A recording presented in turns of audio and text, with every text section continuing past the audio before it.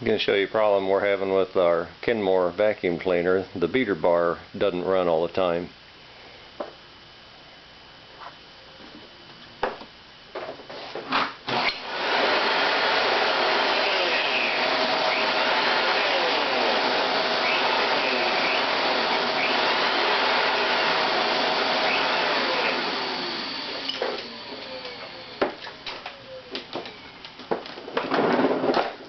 After a little troubleshooting, found the problem. It's the connection right here. This pin has been arcing and burnt,